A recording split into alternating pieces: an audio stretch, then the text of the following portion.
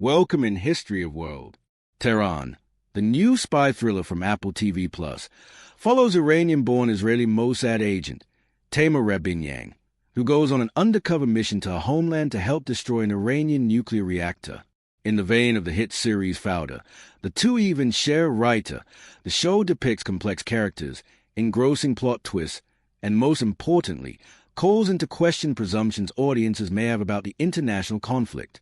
That real-life conflict between Israel and Iran is hardly a secret. Tensions seem to be only rising, with Iran routinely calling for Israel's destruction and Israel making every effort to halt Iran's nuclear capabilities. But there was a time when Iran and Israel not only had a good relationship, Israel viewed Iran as its closest ally in the Middle East. Israelis regularly traveled to and even had secondary residences in Iran. And Iranians loved the 1977 Israeli movie Operation Thunderbolt, a movie about IDF heroism. How did Iran and Israel go from close regional allies to sworn enemies? Geography and history of Iran-Persia.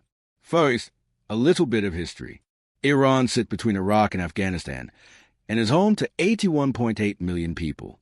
For centuries, the area was known as Persia, originally called it by the Greeks as early as the 5th century BCE.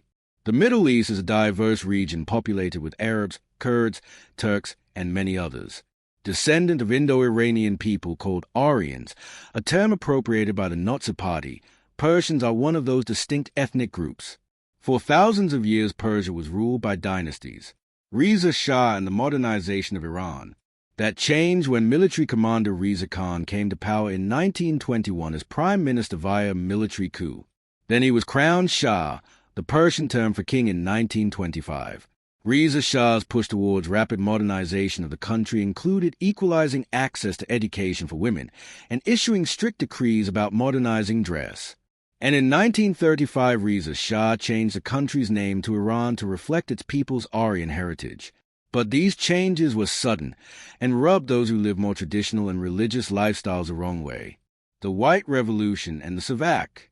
Reza's son, Mohammad Reza Shah, commonly known as the Shah, took power in 1941 and kicked the modernization of the country into overdrive in 1963. He instituted the White Revolution, a series of aggressive reforms that included giving women the right to vote, essentially abolishing feudalism, pouring money into education, and establishing programs like Social Security and welfare. As benevolent as these changes seemed, the Shah was an autocratic dictator. At his side was the Savak, an oppressive secret police who ruthlessly persecuted would-be dissidents. He also instituted censorship and was known to torture political prisoners. The Nakba and Muslim support for Palestinians. So how does Israel fit into all of this? And resulted in the Jews returning to their national homeland. However, many Palestinians and others sympathetic to their cause refer to this day as the Nakba or the catastrophe. Even though the Shah had secularized much of Iran, the country was still strongly Muslim and shared the rest of the Muslim world hatred of Israel. Israel's unofficial relationship with Iran. But the Shah was a realist who was competing against neighboring Muslim nations, and he saw strategic opportunity in the new enemy of his enemies. As early as 1950, Israel had unofficial relations with Iran and continued to establish itself as a prominent regional power with continued military victories. After the 1967 Six-Day War, Israel was desperate for an official ally in the Middle East. The Shah had grown to admire Israel's military and was investing billions into making Iran a regional military superpower. Unlike other Muslim leaders, he saw no problem with taking help from Israel. Their partnership established trade, strategic, and economic interests. Iran supplied oil and Israel supplied weapons, as well as knowledge in business, agriculture, and infrastructure. An Israeli construction company even won a $140 million bid to build a dam in Iran. At that time, Iran had around 100,000 Jews living in the country, the bulk of them in Tehran. Israelis living in Iran had it particularly good. Some owned property. LAL flew back and forth daily from Tel Aviv, and hundreds of Iranian Jewish children attended Israeli schools in Iran. The Israeli embassy in Tehran hosted lavish receptions for local government officials, and the Shah gave Israeli businessmen treatment far surpassing the extravagance of even European royalty. In short, Israelis felt at home in Tehran. Iran's cultural and economic divide and social unrest. But outside Tehran was a different story. Tehran suffered from a sharp cultural divide. The north of the city was rich, educated, and modern, but in the south, the people were deeply impoverished, living in conditions that looked like a run-down slum. There was widespread opposition to the corruption of the Shah's regime. The floundering economy left thousands of college graduates unemployed and wanting social and political justice. Farmers and other workers had been displaced by technological innovation and were desperate for work, and the religious wanted a return to Islamic values. On top of all of that, many Iranians perceived the push for modernization as the uprooting of Iranian ideals and culture by the U.S. and the West. This anger exploded into protests, the Iranian Revolution and Ayatollah Khomeini uniting people from across the political spectrum. Anger grew not just towards the Shah, but anything Western, with Israel and the U.S. as the primary targets. The Shah tried to suppress the revolts with violence, ordering the military to open fire on demonstrators, but his efforts to crack down only galvanized the revolution.